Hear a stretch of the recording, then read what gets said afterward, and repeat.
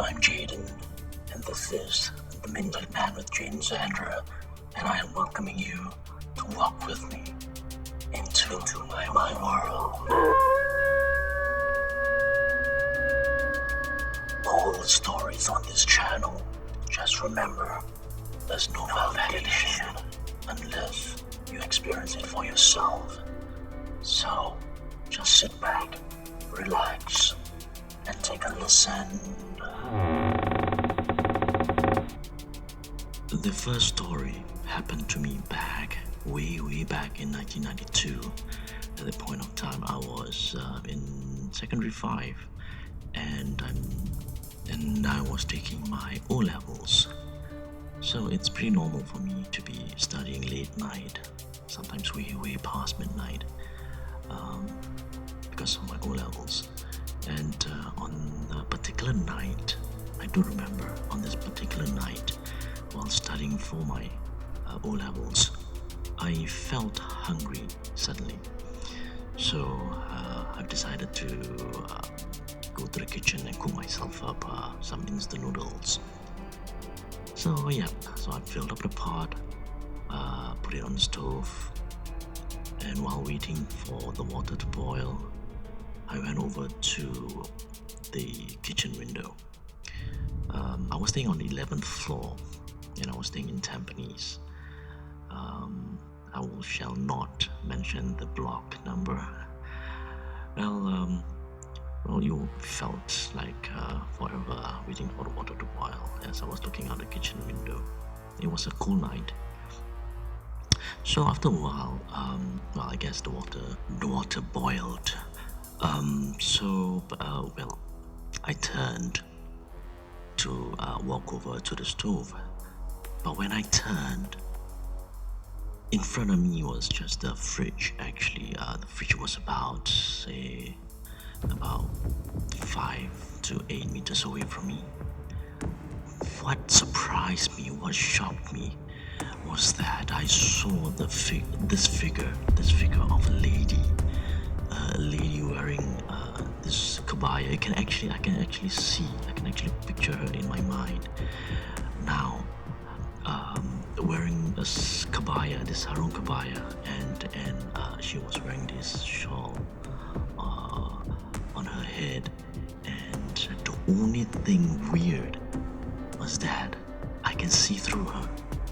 I can see the fridge behind her, through her. And the scariest part was the eye socket.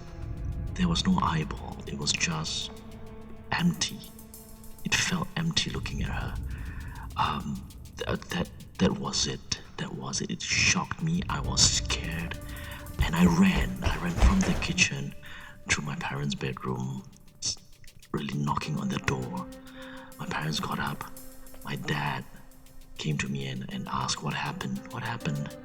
And I told him the whole story. He went to the kitchen to turn off the stove, and my mom calmed me down, and my dad came back and told me that there's nothing in the kitchen, and I should go to sleep and all that. So that was my first encounter in that particular house in Tampines, way back in 1992.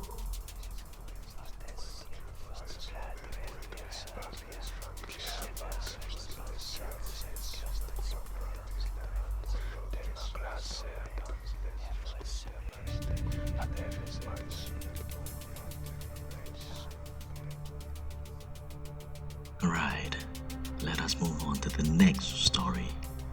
This next story happened in the same house too, in Tampines.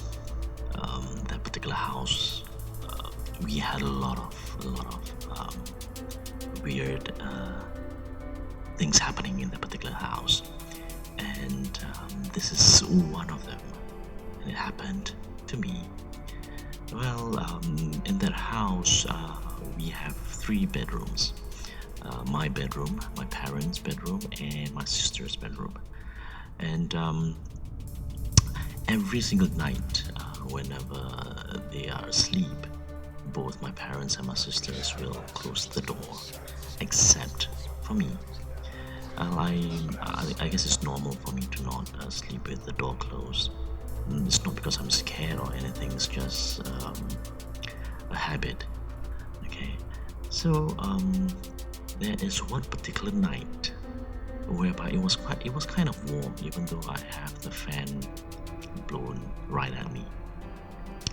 So that particular night, I was like tossing and turning in bed. I believe it was about 1 or 2 o'clock in the morning. I believe, and I really cannot go to sleep. Yeah, so I was tossing and turning, and suddenly I heard the sound of newspaper being turned. You know, it is as if like somebody was reading the newspaper in the living room. But just bear in mind that it is way past midnight, and it was like 1 or 2 o'clock in the morning, and everybody was asleep back then. So I was like thinking like, who can that be sitting in the living room reading the newspaper? Because the sound was loud. It was loud enough for me to hear it. But it was too bad that I did not go to the living room to check it out.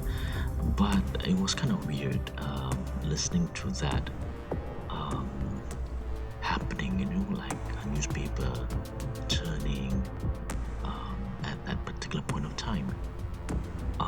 It was the feeling was very eerie actually when I heard that, and I related that story to my parents, who told me that, you know,